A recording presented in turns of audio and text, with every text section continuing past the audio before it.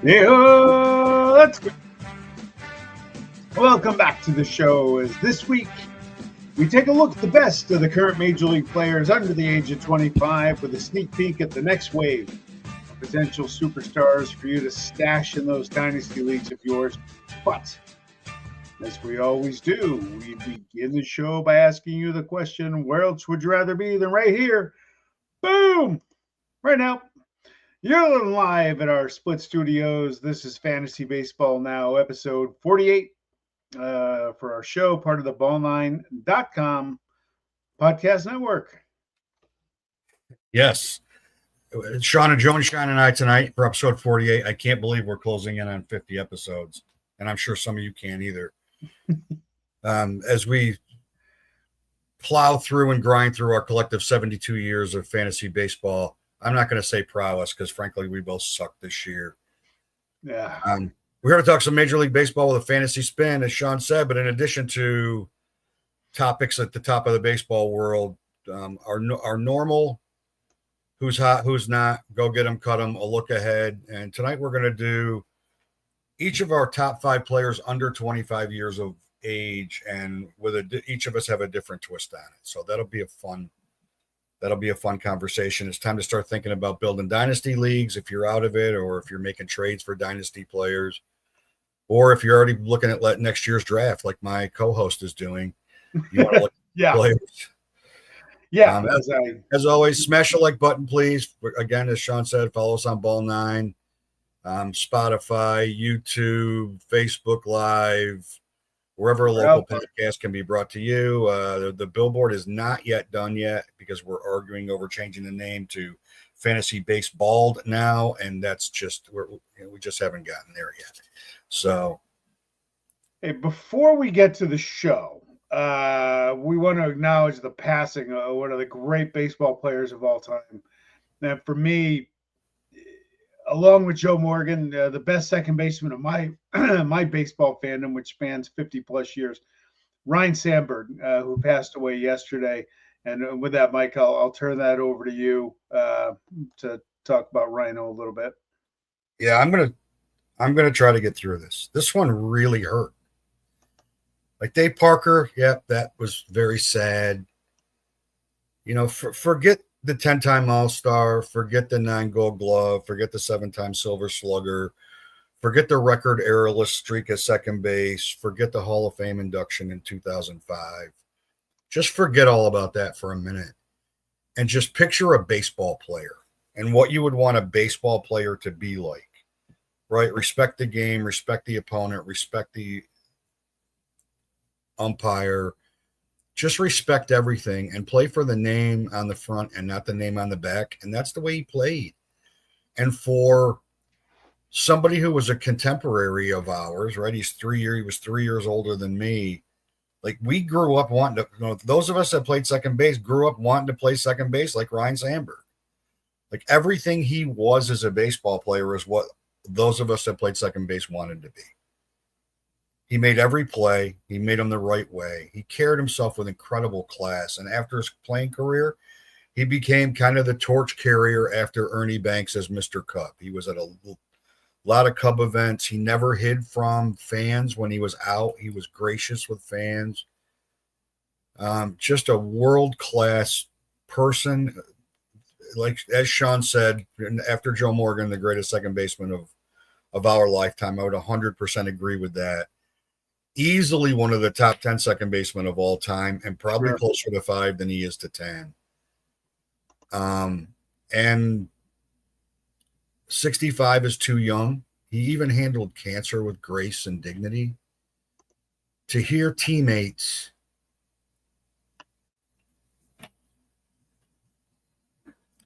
to hear Sean Dunston openly crying today on MLB Network, really tells you everything you need to know about the impression and the friendship that he created with people and how he treated people.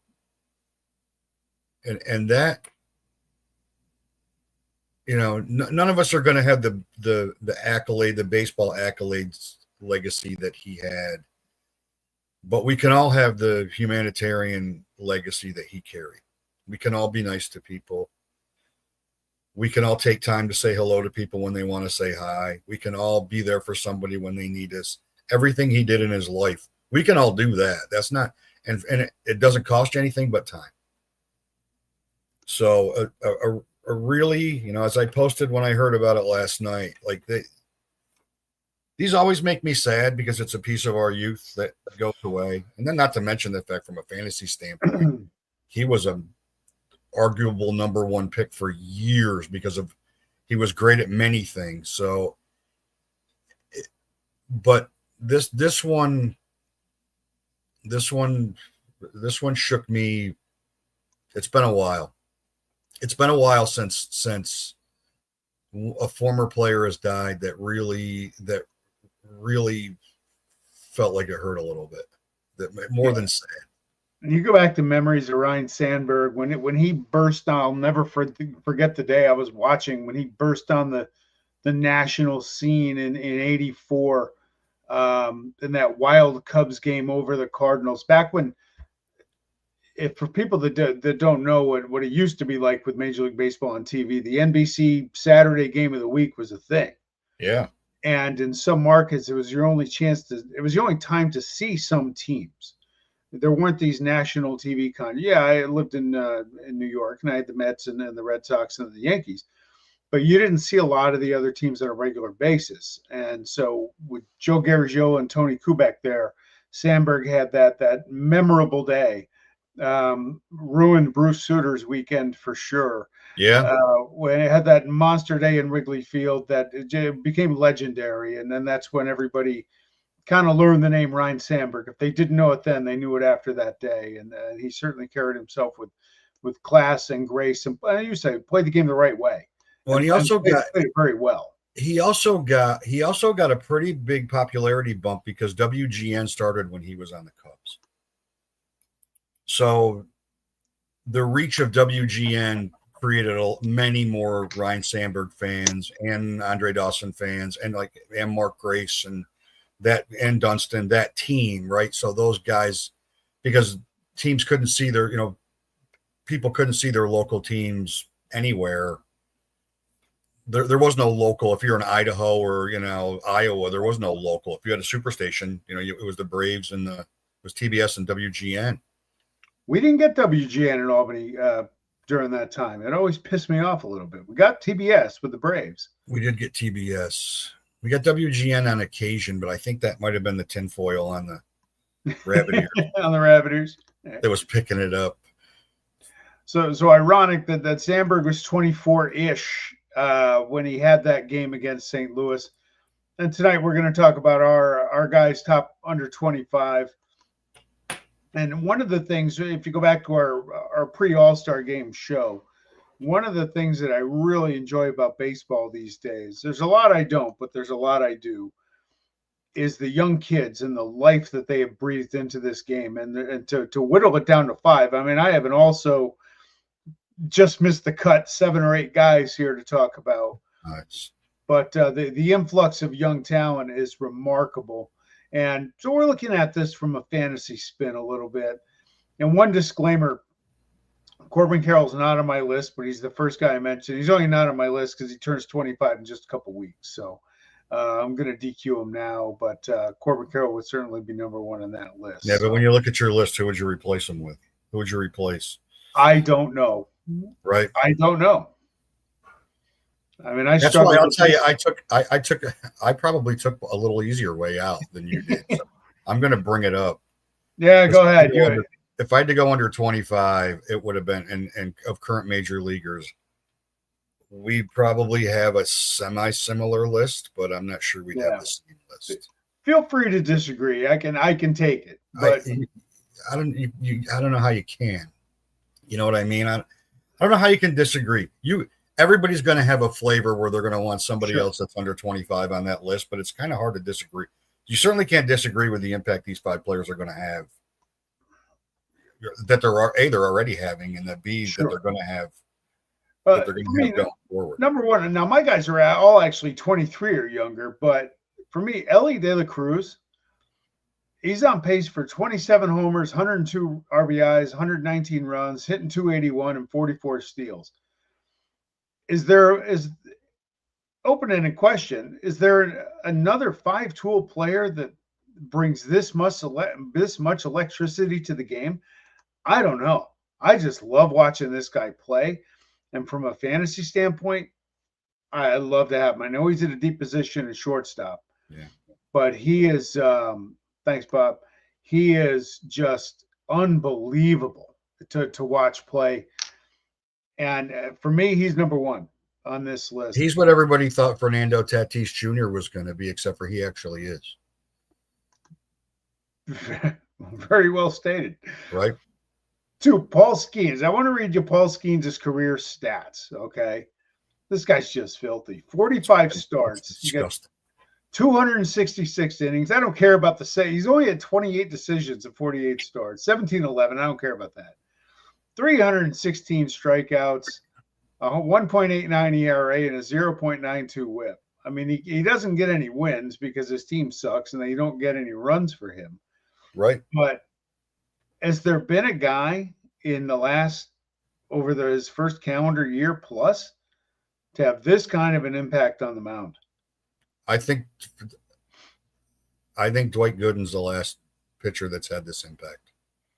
That's a long you might be right about that. I was going to say Valenzuela, but that was more of a Valenzuela was not quite the full calendar year when Fernando Mania came up in 81. But I think you're right about Gooden. That's a great analogy there. And he was only 19 when that happened. Yeah, he was only 19.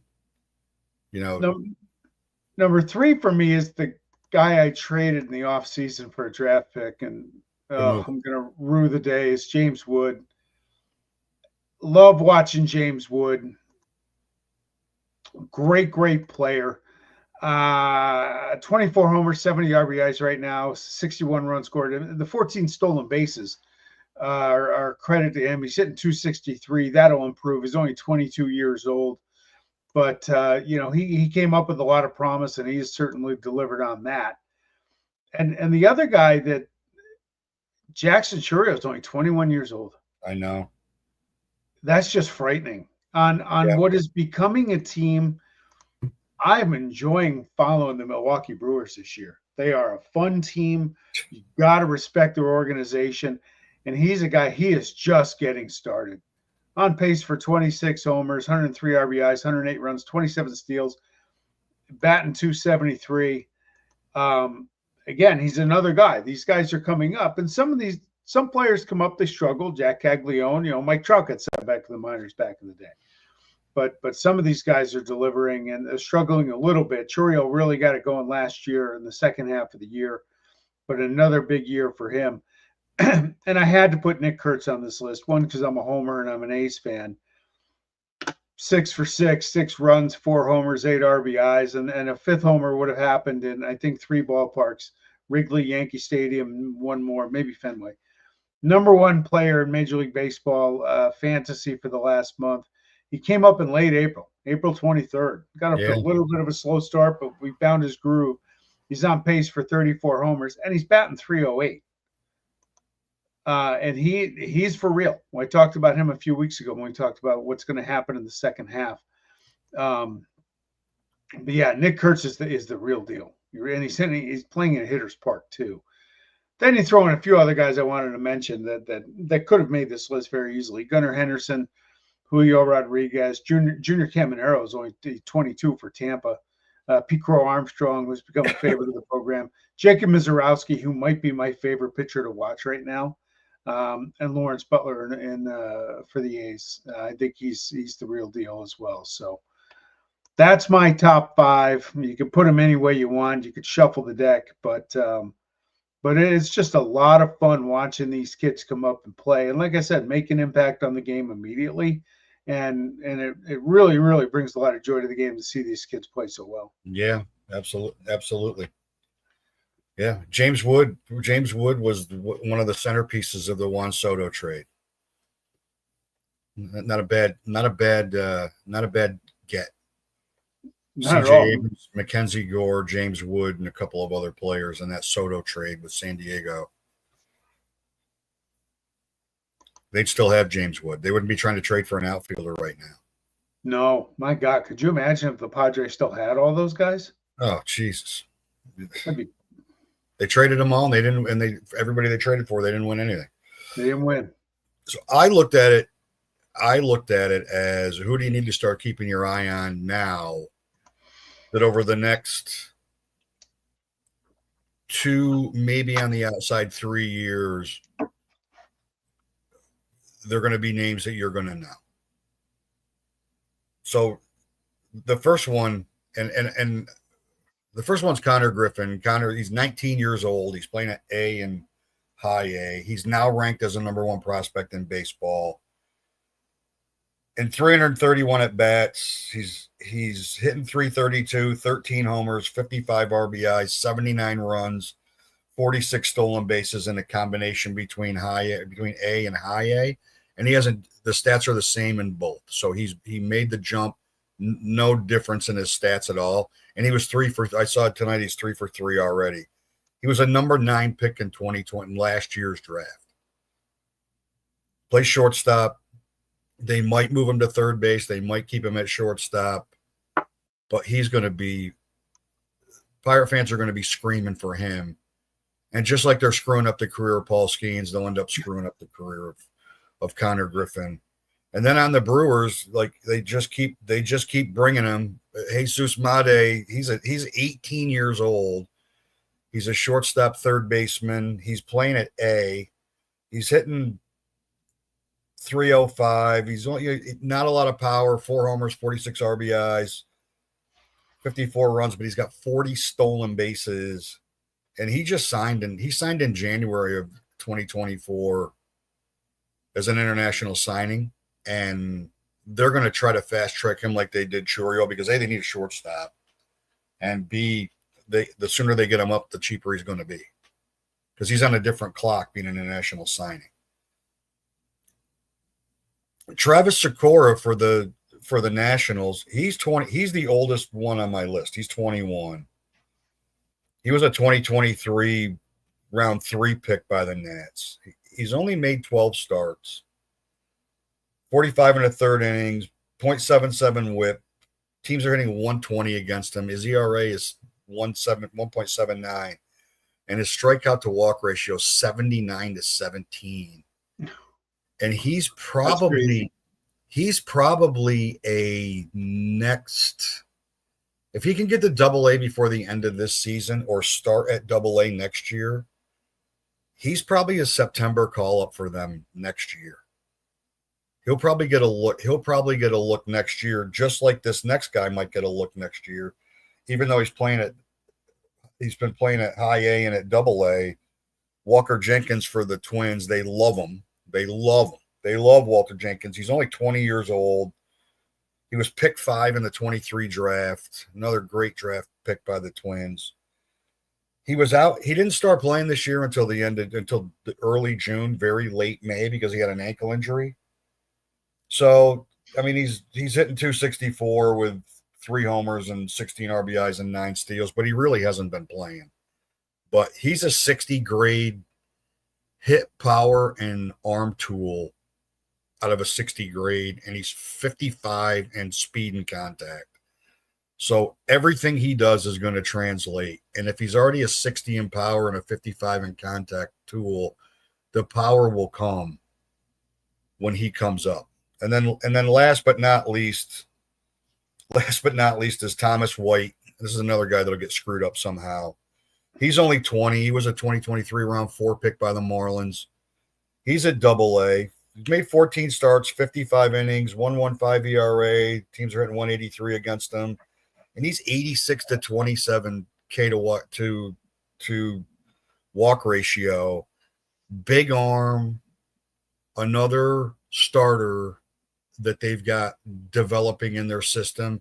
And he may be next September as well. So I'd say of the 5, Griffin and Made, no shot for next year.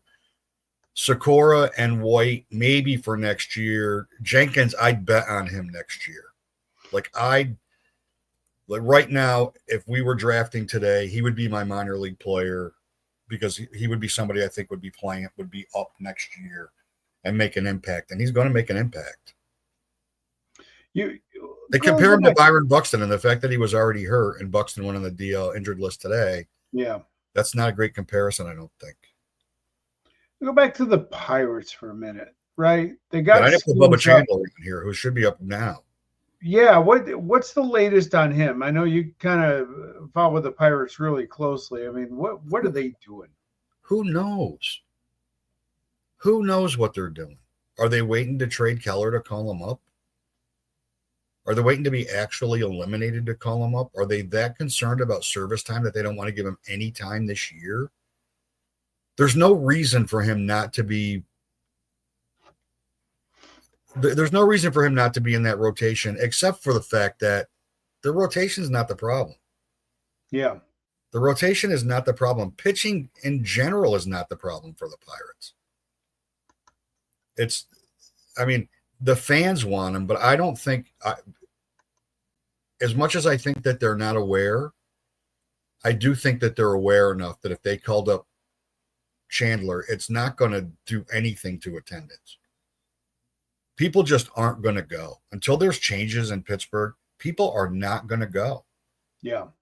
And it's kind of chicken and the egg. Well, people don't go. I'm not going to spend money. And if you spend money, people will go. And Bob Nutting is not going to lead with spending money. That's not going to happen. Yep.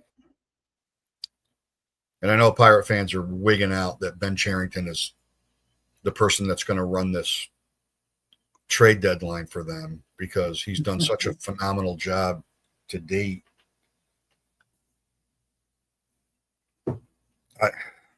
Why Jack Sawinski's wearing a major league uniform? I don't have the faintest idea. Yep. I mean, he's a better player than I ever was because he made it that far, but he's not a Major League Baseball player. Like, you can't hit 083. And that's been like that for 3 years. Like, you can't keep getting sent down. At some point, you get sent down, you're done. He may be out of options at this point. And there's enough on him that he's not going to go someplace else, and they're going to go, oh my God, look at this guy, this Sawinski guy. How'd the Pirates let him go? They're going to be like, this Sawinski guy, why'd the Pirates let him go 2 years ago? Yeah, right. Why'd they trade for him in the first place? And I don't think the other part of this list is none of those players. For me, actually for both, none of those players are moving in the next week. None of those players are moving anytime. I mean, Skeens may at some point, but they can't get rid of him. The Twins aren't going to put Jenkins in a trade because that's part of the rebuild. Yeah. There's nothing to gain for trading Griffin or Sikora or White for the Marlins. The Marlins, as great a story as the Marlins are, and as well as they've been playing, and it really starts to make you pay attention to their offensive players and their lineup for fantasy because their offense has really been clicking. You're not going to trade a prospect to make your team better.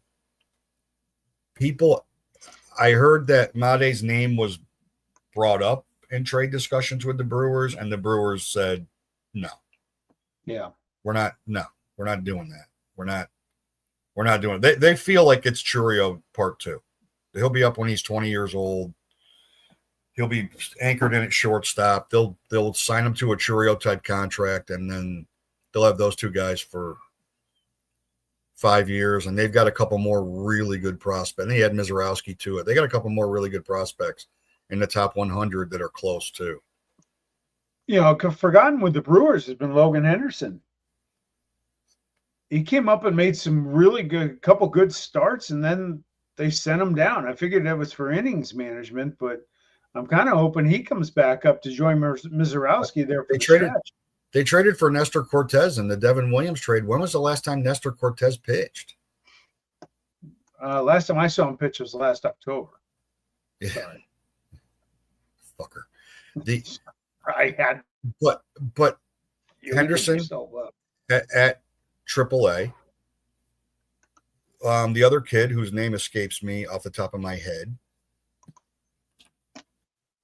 When Woodruff came back, they sent him down. That was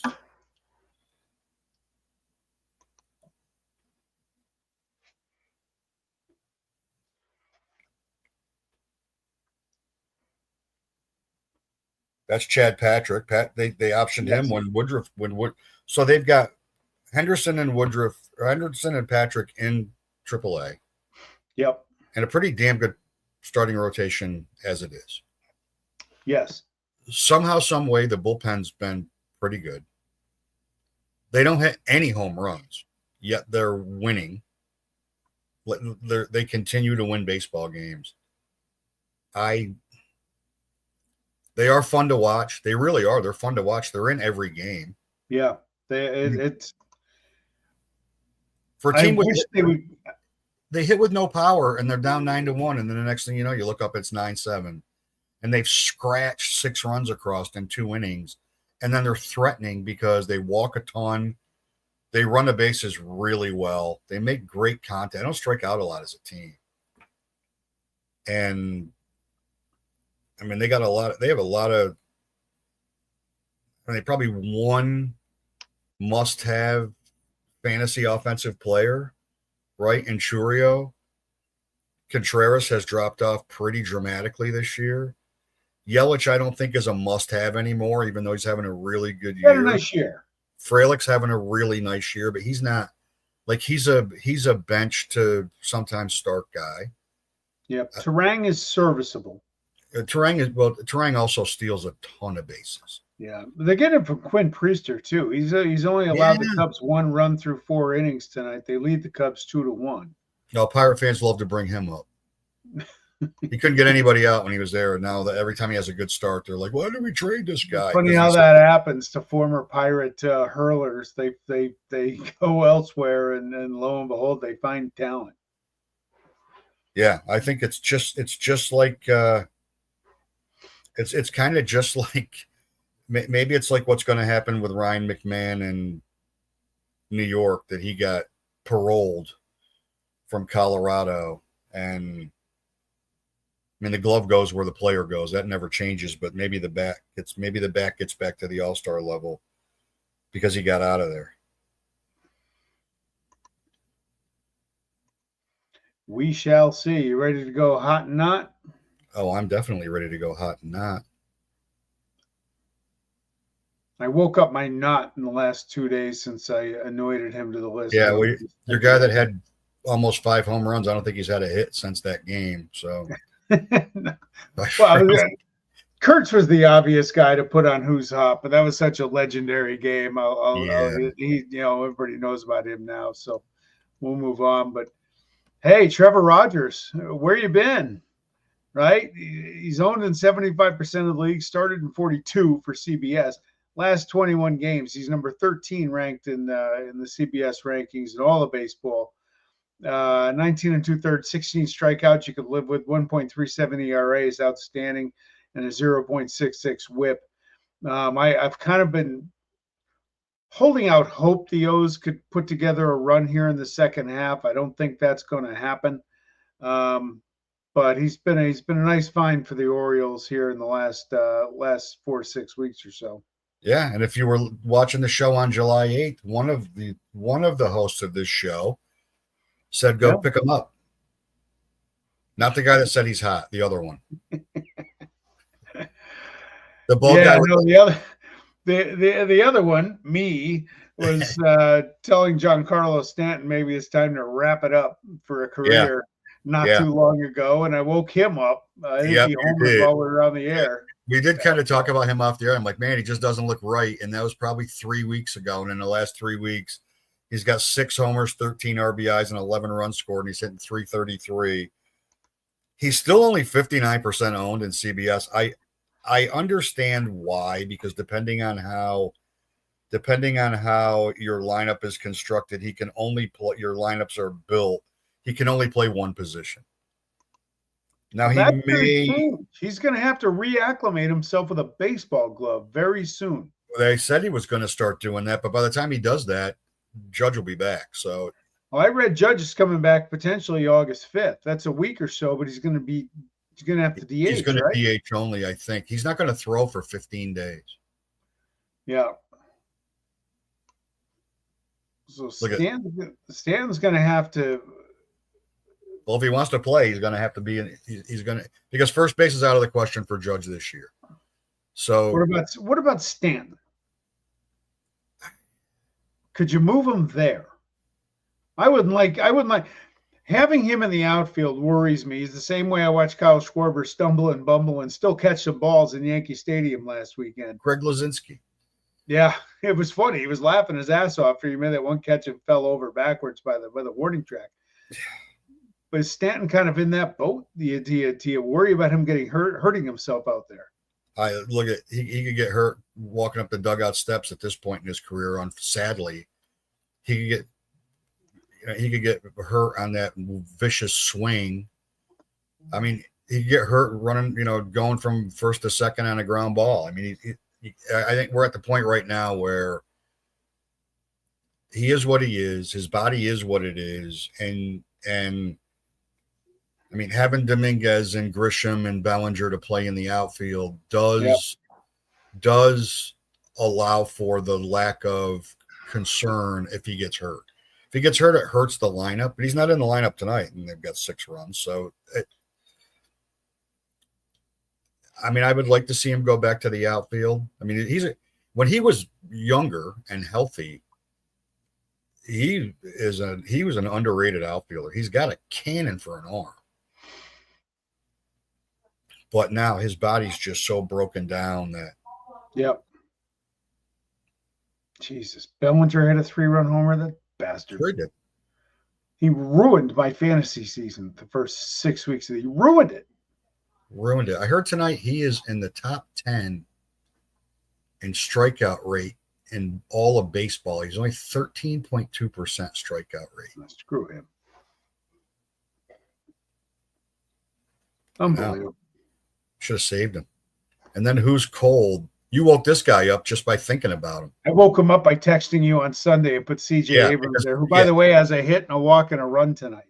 Yeah, and I think he homered on Saturday and Sunday. Yes.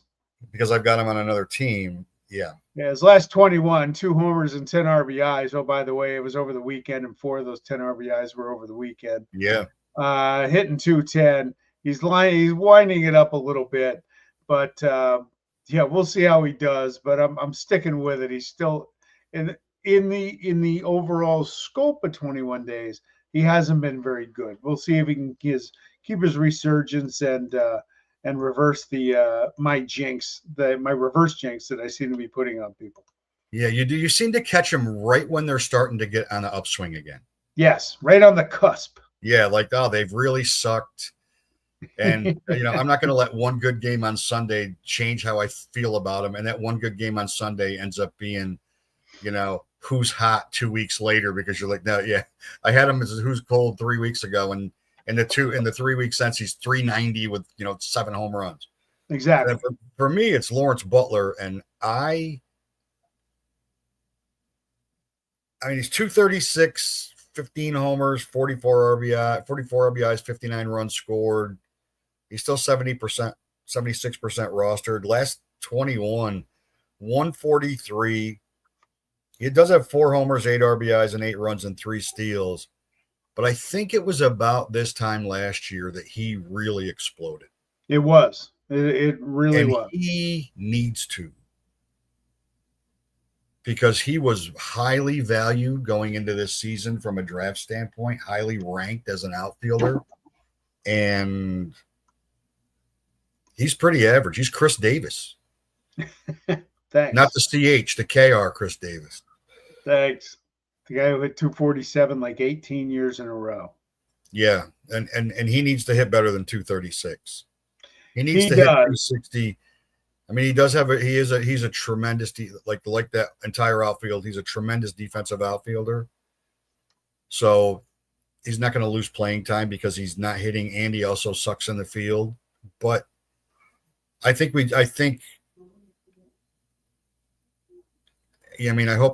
last year wasn't an abomination. He's fun to watch. I don't think it was an abomination. I gotta get this off my chest because the fucking A's have done it again. Yeah, they can't help it. Since you brought up the A's. In the offseason, right before our draft, Zach Geloff gets hit by a pitch in a game, and they say it's a bruise on his hand. He's fine. X-rays showed no damage. He's good. Now, the day after I drafted him, it turns out he's got a break in his hand. He missed the half of the year. When he came up, he wasn't right. He's in AAA right now, and they've done it again. The A's training staff, John Fisher, must really go low on his training equipment. Jacob Wilson gets hit by a pitch the weekend before the All-Star game. They call it a hand contusion. He's been in a slump, a deep dive since then.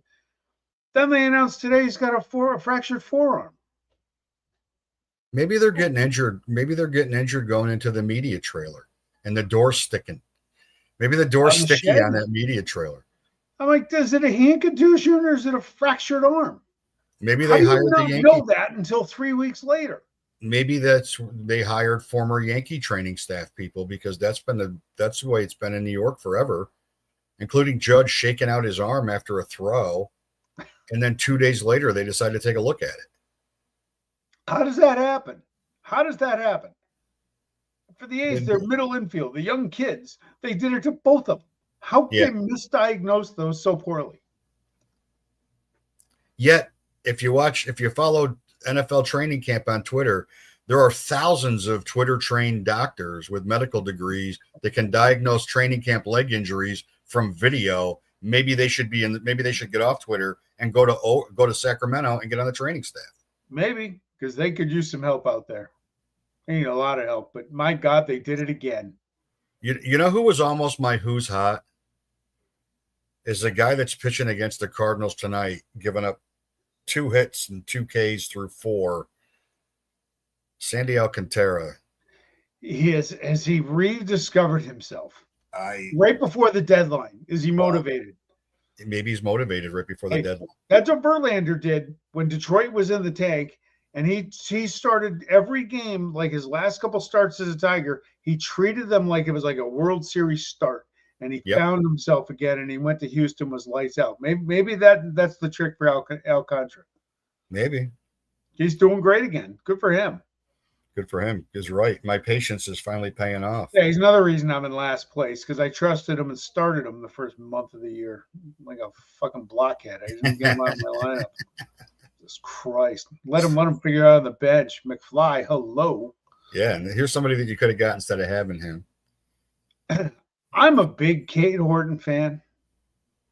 Love him. He's owned by 45% of CBS League, started in 20. Last 21 games, 16 2/3, 2.16 ERA, 1.08 whip. Plays on a good team. Be able to pick up some wins for him if the matchup is right. I've had him. He's back on my team. I've had him 2 different times this year. He's definitely worth rostering, and if you see a good matchup, he's worth putting in your lineup. Yeah. Yeah, I mean, for me, it's Alex Freeland, who was just called up today by the Dodgers, shortstop. He's only 10% owned. He's like the number 7 prospect in MLB prospect rankings. I think he's – I mean, I have no information to support this. I think he's here now. I think they move Mookie back to right, leave Edman at second, play Freeland at short. He can't be worse than Mel Rojas. Plus, they need Mel Rojas to pitch when they're getting blown out, because Kiki Hernandez can't pitch every day. So they need him. And I think they're going to keep him up. I mean, they haven't sent Dalton Rushing back down. Yep. I mean, Paz is going to play center. Teoscar is going to play right or left. I mean, Otani's going to DH. He's not going to play in the outfield. Conforto's a disaster. Outman should be out, man. That's the guy he should be gone. I think they're going to finally they moved Mookie to lead off. That's helped, but I think the toll of playing shortstop is hurting his bat. Yeah, very well might be. Like, one thing about Mookie Betts, like, love him or not, he goes all in on everything.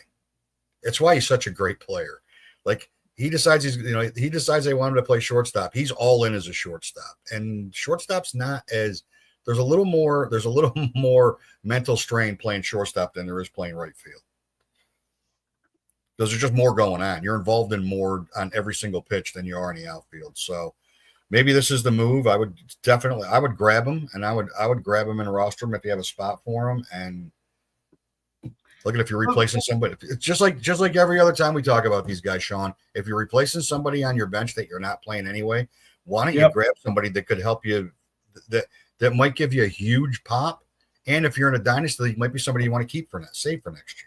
I'm going to pick up Freeland as we speak because I got Jacob Wilson on the IL now, and I picked up Colson Montgomery, but I'll pick them both up. Screw it. Well, somebody must have grabbed him in the last 5 seconds. What the hell? I think he was already on somebody's roster. It says Bob, who's watching our show, picked him up in literally 5 seconds. He just picked him up. You bastard. Okay. Well, thanks for watching, Bob. Yeah, appreciate it. Well, Colson Montgomery era continues for Team Pugsley Baseball. Colson Montgomery era. I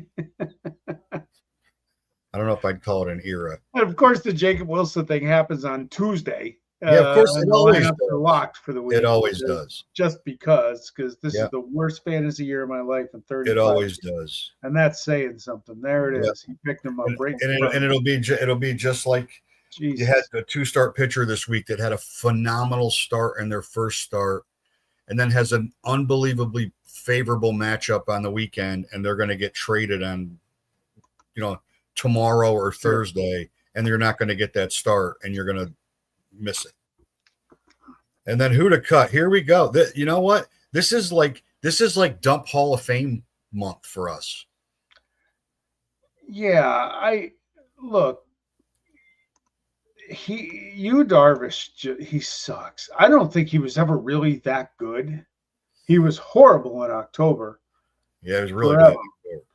He's it's not just that he's owned in 59% of the leagues. He started by 19% of the owners in CBS. Wow. Okay, this year, 4 starts, 0-3, 11 strikeouts and 16 2/3. Not very good. And a paltry 9.18 ERA and a WHIP of 1.8.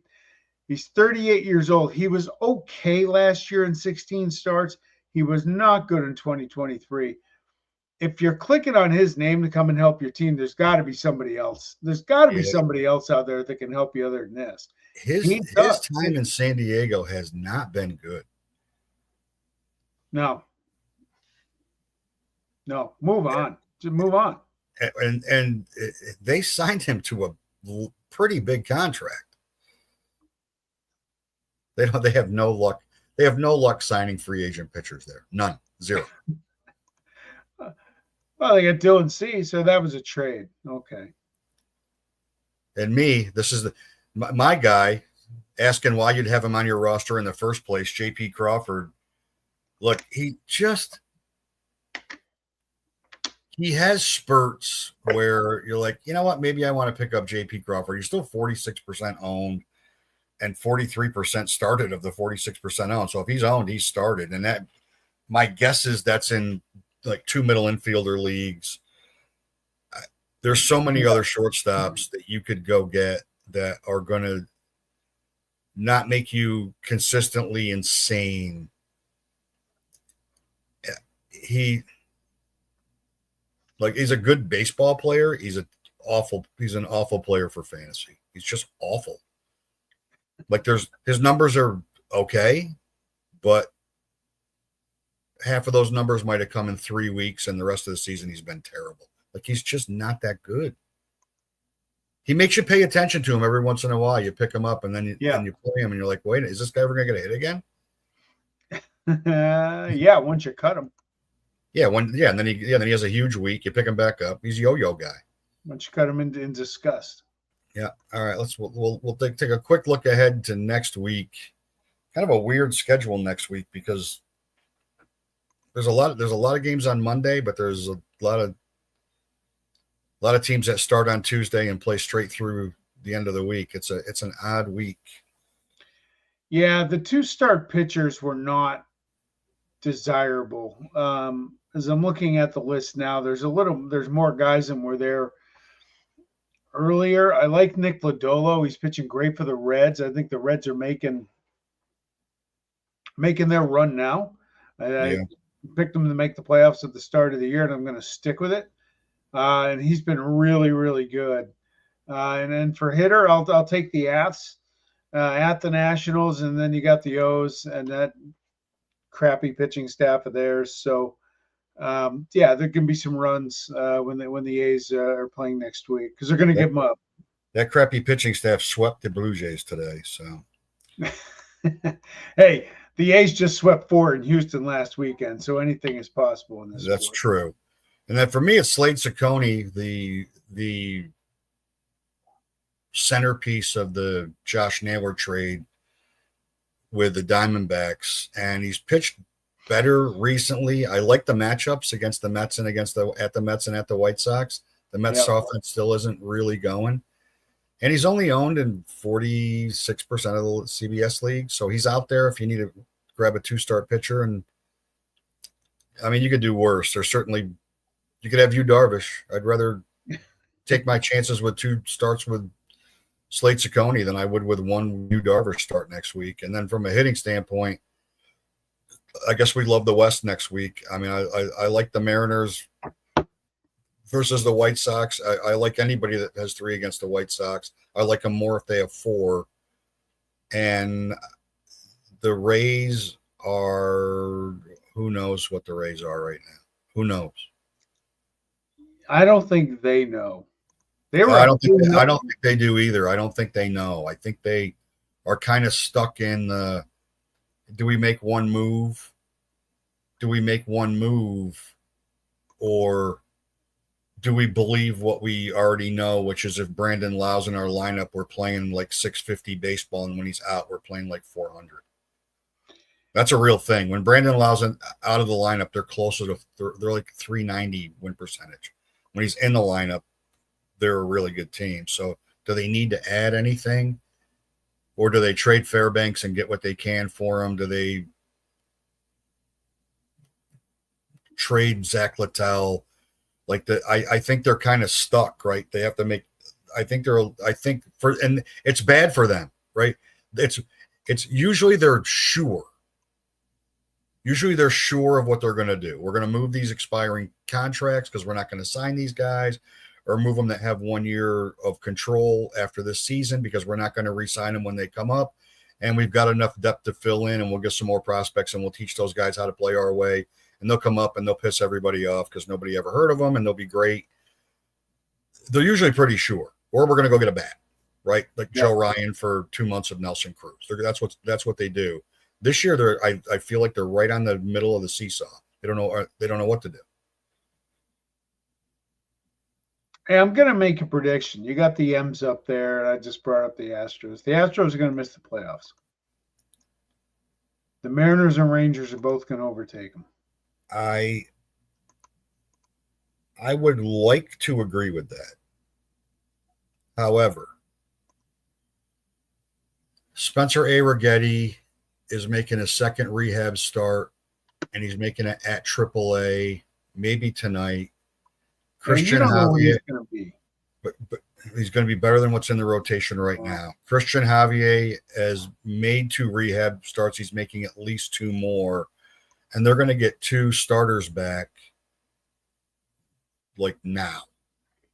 And the biggest thing that worries me about them is that Hunter Brown is looks like he might have been in that little Hunter Brown flat line that he gets into every once in a while, where he's been still okay, but certainly not as spectacular as he was through the end of June. He hasn't been very good in July at all.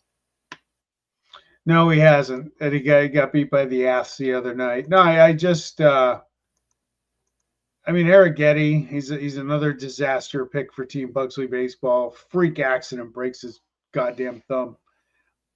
I like the way I think the Mariners are. I think the Mariners are probably better than they really are, so I probably overrate them.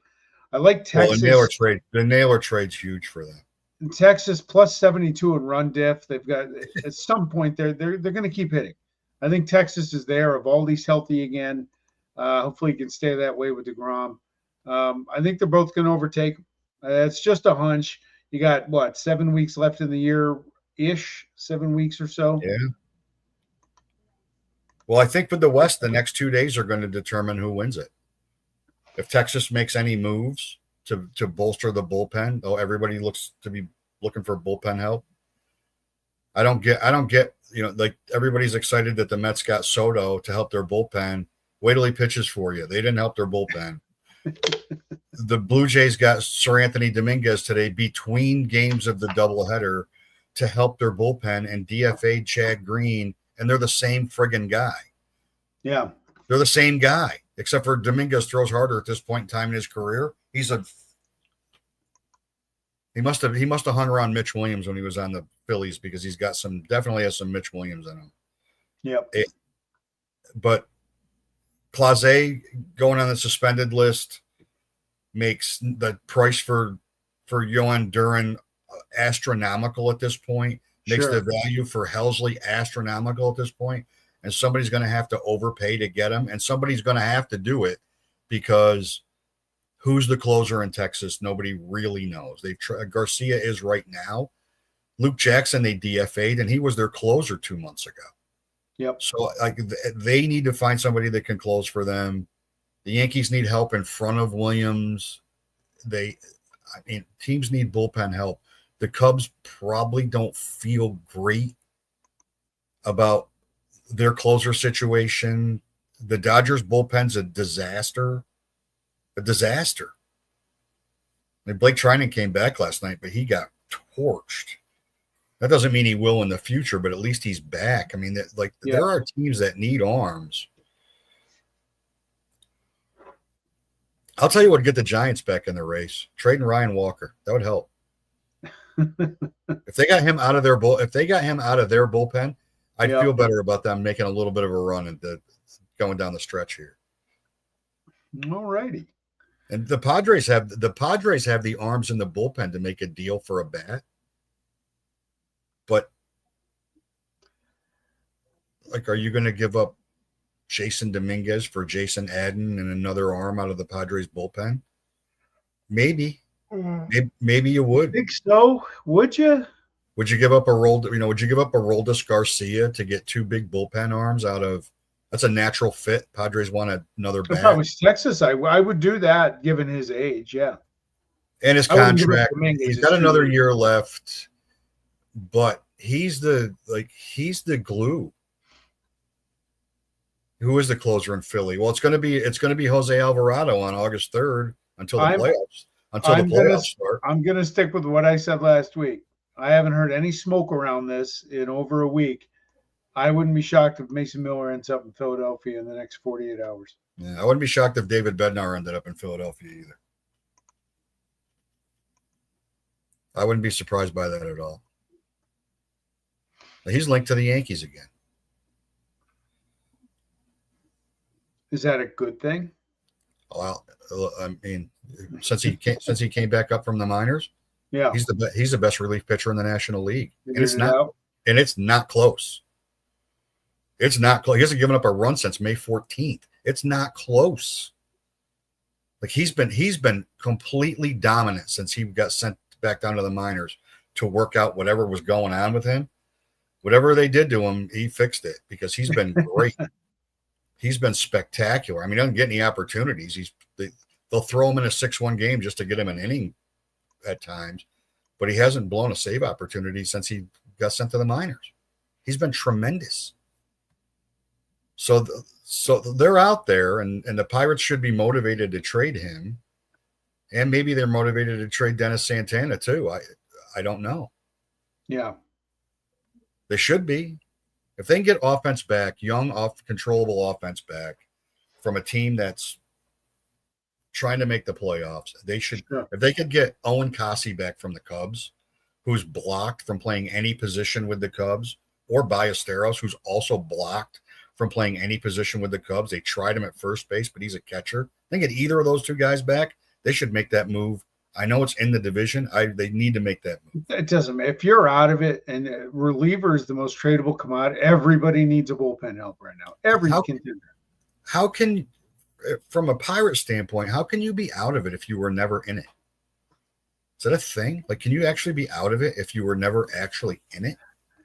Well, they're among the few that don't really seem to be interested in finding a way in it. ever. Yeah. But they were top of mind when Bryce Harper decided to have a conversation with Mr. Manfred. And Bravo, I do like that. I do like that he confronted him about the salary cap. But two things. Two really good comments about this. One is it's funny that the guy who lives in a world that gave him a $330 million contract now has shit to say about the CBA.